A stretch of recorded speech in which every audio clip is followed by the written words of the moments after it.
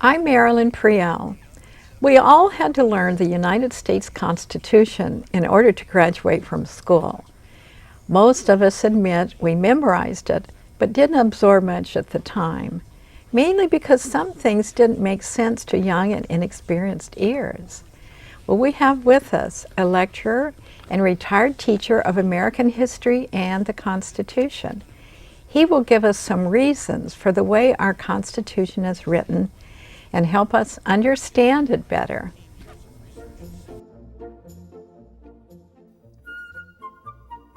Welcome to The Better Part, a program that encompasses a diverse spectrum of topics important to our community, which we hope will both inform and entertain you. We invite you to sit back and enjoy the program.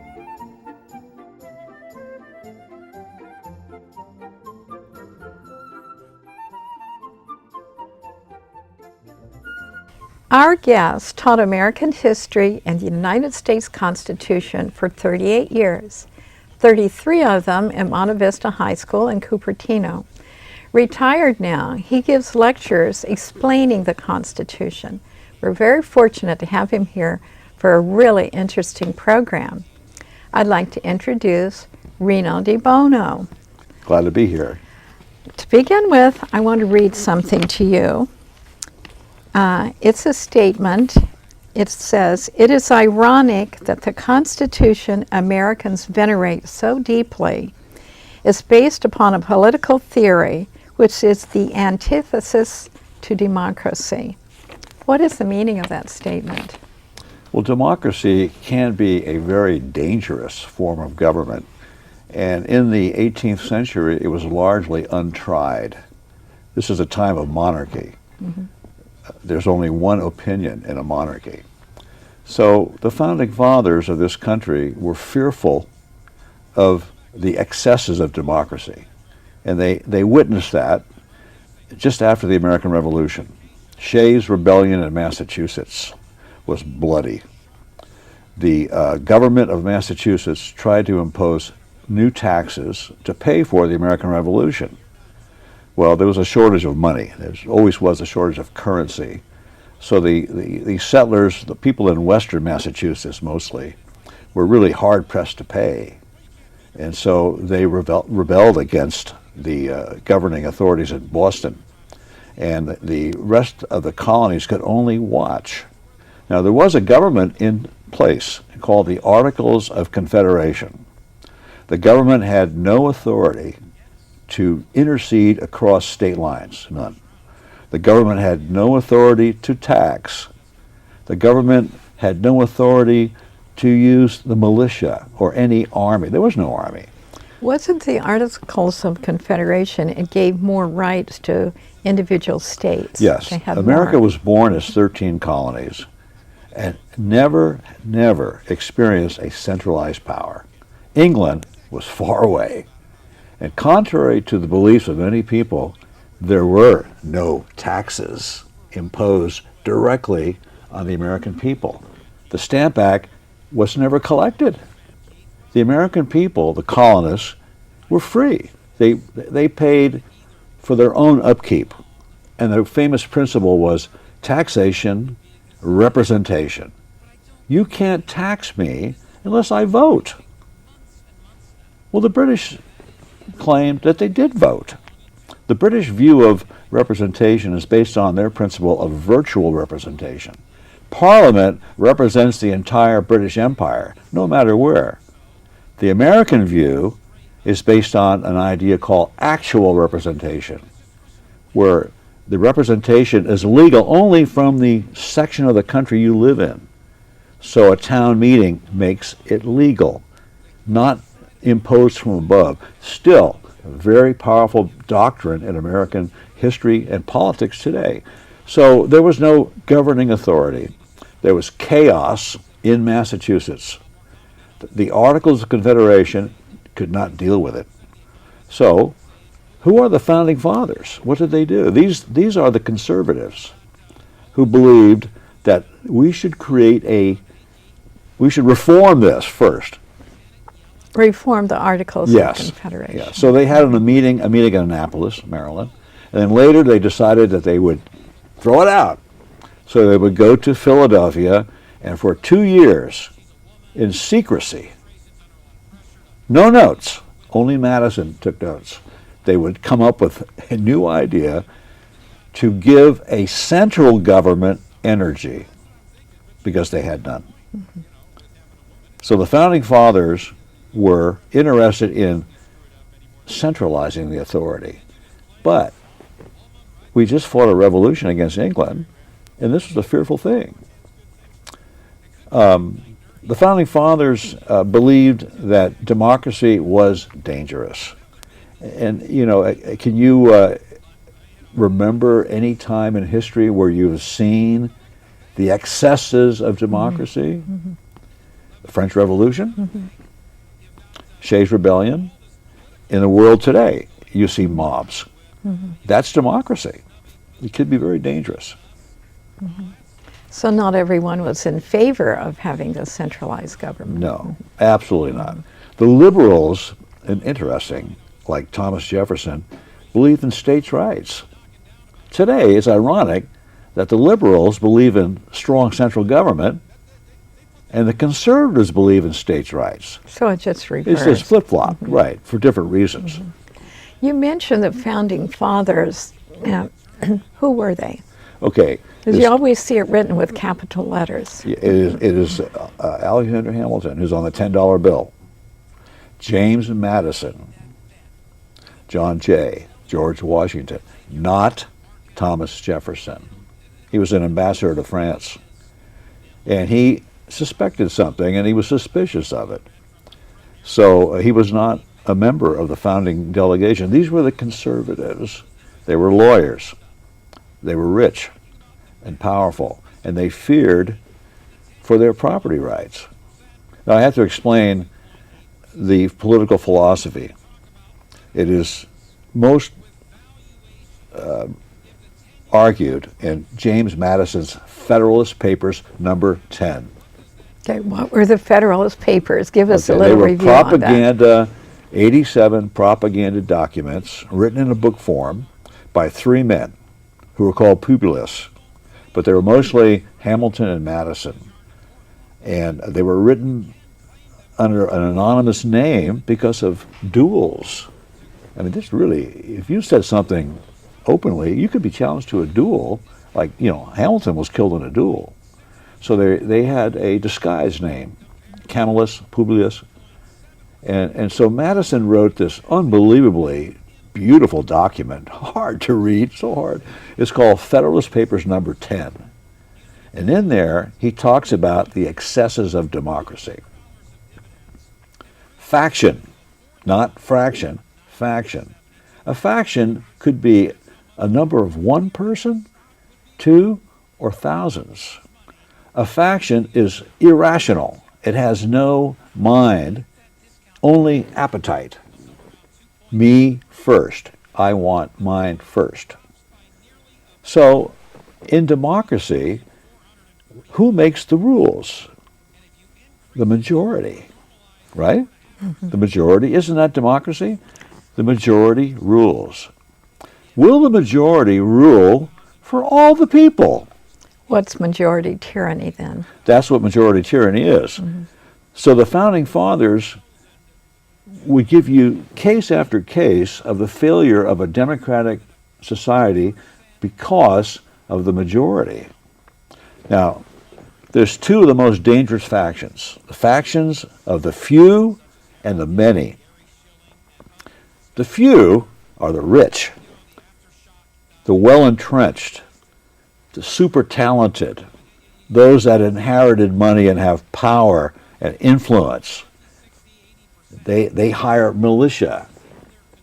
They make their tax structure easier on themselves. That's the few.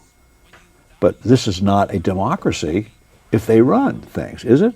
They are the few. They have power. Who are the many? Madison said the many are those that have nothing. What's meant by the problem in democracy known as the few versus the many? Okay, this is the problem of majority tyranny. There's also minority tyranny, but majority tyranny is what we're talking about here. Faction means a division of people based on their appetite, their opinion. Can you impose the same opinion on every majority? No, it's impossible. I mean, have everyone in this whole country have the same opinion. You can't do that. So we will have a majority formed with a common opinion. And we know it will be different from others.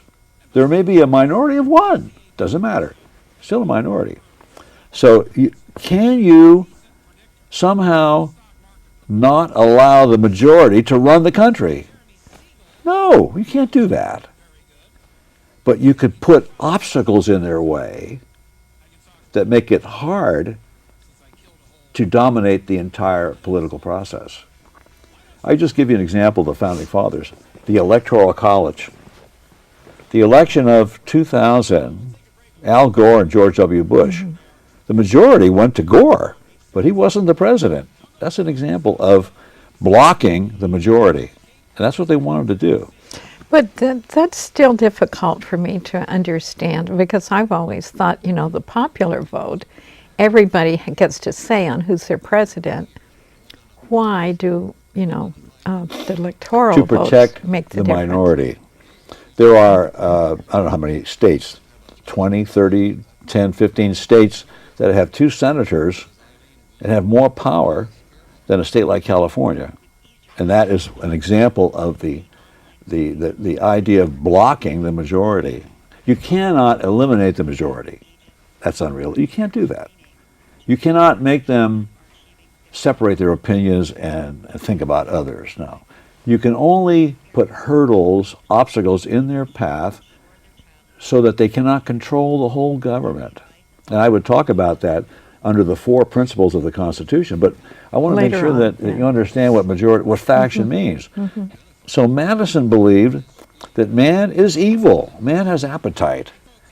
Because Madison wisely believed that the remedy to this is a middle-class society. If we don't have the few with all the money and the many with nothing, but we have a middle-class society, then people will have ambition and hope to rise up. And America, he said, could offer that because it's a big country. The larger the republic, the more effective mitigation of majority tyranny is. So then having a more centralized government can control that to some extent then? Yes, but it's limited. Okay, why do we have a constitution? The first reason is to prevent invasion. If we are disunited, 13 states, we're going to get killed. The French are going to take off this, they're going to take off that. We're going to be broken up easily. But if we have unity in the center, the president is the commander-in-chief, no one else. Did you know that? That's why. You can't have that divided. So he could protect the country against foreign invasion. That's the first reason for the Constitution. And it's worked. The second reason is that the president has commander-in-chief power to prevent domestic turmoil. So when there's a riot in Los Angeles and the state National Guard is ineffective, you bring in the 82nd Airborne Division. So that is a second reason for the Constitution. That's why the president has this tremendous power, but only for 4 years. So centralized government can bring about those 2 things. But there's a third reason. And this is the one that few Americans really understand. The majority operates in local government in a wicked way. So if you live in Mississippi in 1940s and you're black, you could be lynched wearing an American GI uniform. Who do you go to for regress of grievances? Who does your family turn to? The sheriff's not going to help you. He was elected by the majority. The courts, majority. You've seen To Kill a Mockingbird. Majority tyranny in this country exists on the state level. the most oppressive was never the national government, states and towns. So here's why they wrote the Constitution. It's to allow this large, extensive republic to intercede and protect the rights of the minority in those states. Beautiful. Well, let me mention the 4 principles of the Constitution, because I'm talking about them. Okay, there's federalism, 50 states in one, where each state has power, but they don't have the power of the militia. You'd have Julius Caesar in. You imagine Alabama with the atomic bomb. I don't want You to. imagine Texas versus California in a war. See, we look at Europe, we see that. So we have a federal republic where we take away that power. But each state has rights to make marriage laws, education, prison laws, driving laws, whatever. They have those powers. But they don't have powers to make foreign treaties. See how wise they were? The Founding Fathers understood the danger of majority tyranny, but also understood the danger of minority tyranny. That's principle number 1, federalism. Principle number 2 is called separation of powers. There's the president, elected for 4 years. There's the Senate, elected for 6 years. Why the difference? Then there's the House of Representatives, elected for 2 years. So let's say that the majority feels something and really mean, really a mean passion, really mean. And they elect a whole wave of congressmen across the country. Can they elect every congressman from every state? No, they cannot, because each state is different, federalism. But even though a great number come to control Congress and to pass discriminatory laws that are not constitutional, it has to go through the Senate. The Senate is elected for 6 years, and they have the freedom to say no because they're not getting reelected. You imagine if you are from Montana or one of those a Republican state, and the people there adamantly oppose raising taxes, and they elect you to go to Washington as a congressman, and you say in a speech, "I think we should raise taxes." You know what's going to happen to you when you go home? They have primaries, and you'll have challengers from all over the state. You will lose. So that representative must toe the line of his state. And it could be on guns, it could be on marriage, anything that has to do with Congress. Taxes is a big one. So when he comes to Congress and he has this really passionate feeling and he wants to make it a law, he's got to deal with the other congressmen from all the 50 states who don't care about that. So he's forced to do something which Ben Franklin called our greatest principles. He said there are 3 principles of the Constitution, and they are compromise, compromise, compromise. And that's the secret of success. If you don't make a deal, you will have civil war. Is that what's called like the political theory of the Constitution? Yeah, it's based, the Founding Fathers were realists. They were not naive lovers of democracy. They were conservative. They believed that man was evil and must be checked. So if you put a man into the White House, the presidency, can't he become evil if he's there for 50 years? We all know that. History proves that. Study the Roman Empire. What are the historical roots of the Constitution? Well, they go back to the experience of colonial America. 13 states, each one having their own preferences. For instance, if you lived in Massachusetts, early on, you abolished slavery. That was what you wanted. State right. If you lived in Alabama, you preserved slavery. So the Constitution goes back to that. You can't erase that. That is a basic idea of the country, individual states' rights. And again, the only experience they had with centralism was with the king, which they didn't like. So today you will see Americans speak fearfully of an encroachment by the federal government. And they're always afraid of that because it's just a historical tradition in America to oppose authority from the center. But it's ironic that the central government is the one that tries to preserve democracy the most, i.e. the Supreme Court. Does the majority need a Supreme Court? No. The majority doesn't need anything. Does the majority need a constitution? No. They make the rules.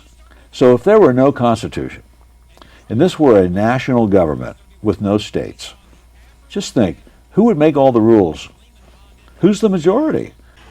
You mentioned the four basic structures of the Constitution. You mentioned federalism and separation of powers, and then checks and balances. Checks and balances, right. Which you just kind of covered. Well, yeah, it's a little different though. Checks and balances is really tricky. They have all kinds of refined obstacles. The president has a veto, very powerful. Roosevelt used it. Andrew Jackson vetoed so many laws. It's a tremendous power. But when the president makes an appointment, it must be confirmed by the Senate. If he does a treaty, it's got to be signed and ratified by the U.S. Senate. You ever read about Woodrow Wilson and the Treaty of Versailles? How the Senate refused to ratify that? It killed him. He had a stroke. So there's checks and balances. If a congressman commits a crime, can he be arrested by a federal marshal in Congress? No.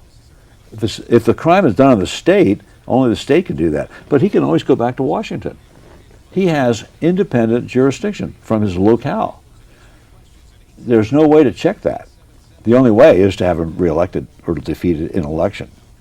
So Congress has its powers. So being that the public pays the taxes, mostly, then who should have the power over originating tax laws? The people. Why not let the Senate do that? Because they don't represent the people. They represent the state, and it's easy for them they have more leeway to do things in the Senate because they're only elected once every 6 years. And they don't have to go to each locale and just beg. See, if you're a congressman from Morgan Hill or Gilroy, when you come home, you have to talk to the wine growers there or the farmers. But if you're a congressman from San Francisco, you have different groups. You can play them off. But if you're a senator from California, you have all kinds of different groups. You can play them off and still get elected. That's an advantage of being a senator. So you're really smooth operator. You can do that. And you'll notice that there's no term limits in the Senate. Those guys are there forever, 50 years or something. Bird, yeah. See, they have unbelievable power. They have the power to not veto, but to filibuster. Oh my God! And 60 votes to pass a law? That's called minority tyranny. But the founding fathers put that in there to make us compromise, and we have done it, except for the Civil War. Just to kind of finish this off, tell us what you would like to say about the Bill of Rights. The Bill of Rights is the liberal contribution, the Jeffersonians. Mm-hmm. The three principles are federalism, checks and balances, separation of power. Those three things hit upon the idea of control. Control the mob, and they work. The Bill of Rights is really liberal, especially the First Amendment. Freedom of speech. God, that is really liberal. Could you imagine what that's like in North Korea? You can't say anything. Here you can write an article in a newspaper. You can go on TV like this. You can do a sign. You can burn your draft card, so on. So the Bill of Rights protects the individual. The Fifth Amendment, the 10th Amendment, the 14th Amendment is the most powerful of all our amendments. No state can deny a citizen the rights to life, liberty, and pursuit of happiness without due process of law. passed at the end of the Civil War because of the oppression of black people. 14th Amendment is really, no other country has something like that. And if you are born here, you're a citizen here. Did you know that? You're a citizen of the United States. That's really liberal. So what can happen to this country? You can have people coming here from Mexico, let's say. 11 million immigrants. It's complicated. Children are born here, they're citizens. Parents may not be. That's very liberal. So the Bill of Rights and the amendments have always been the safeguard of individual freedoms against the majority, too, and against the minority. And we don't think about minority tyranny as much, where a few people can block things, and this country could do nothing. Well, it's all been very interesting and Thank really you. very informative, and you explained things that I had forgotten when I learned it in 8th grade. Yeah, I get excited. Thank you That's very much. great.